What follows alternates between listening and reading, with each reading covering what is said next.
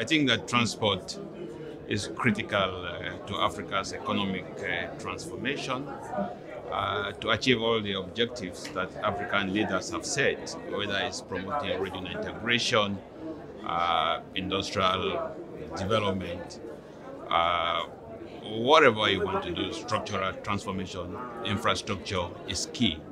I give you a typical example. Because of inadequate infrastructure,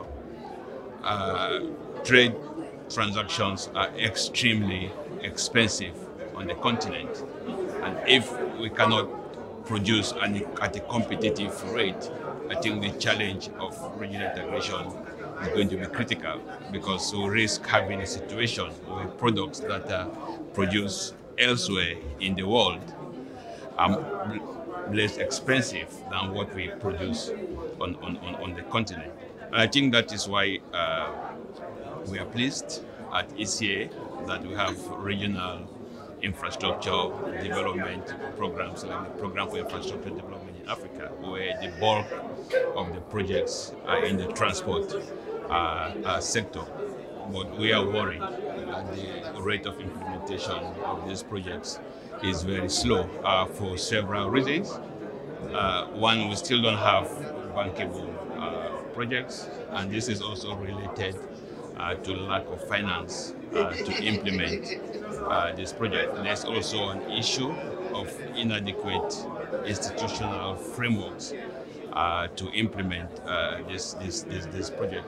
That's why this forum is key, because it brings together different stakeholders to try to address some of the challenges that I have just mentioned. For instance, we need to be able to develop feasibility studies that will make sure that the projects are bankable.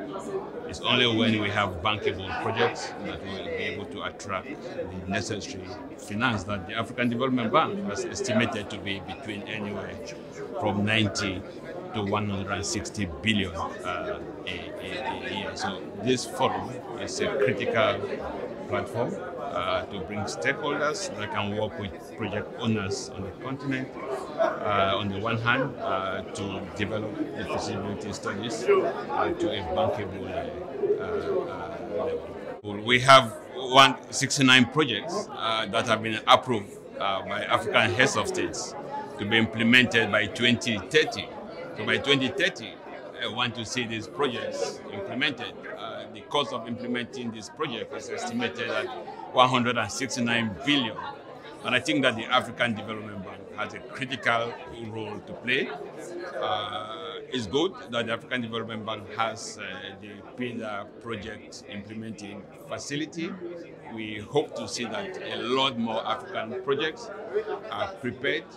Feasibility studies are undertaken using the facilities that the African Development Bank has. So the answer to your question is this: by 2030, I want to see all the 69 priority projects that have been approved by African heads of states implemented. We are optimistic. A lot more has to be done. I'm aware that the African Development Bank and indeed other financing institutions are helping to support the implementation of this project. We need to eliminate the risk in project implementation.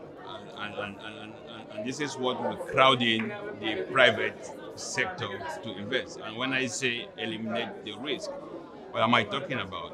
One, we have to make sure that the commercial risk is eliminated, meaning that the projects are economical and financially viable, and that they can generate the resources that will ensure that the private sector recuperates the finances that it puts into a project.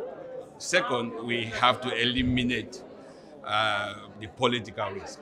Nobody wants to go and invest in a country where you do have political risk. And I think that we do have facilities that are coming up to mitigate against this risk. And basically, I'm talking about guarantees to guarantee the private sector that their investment is safe.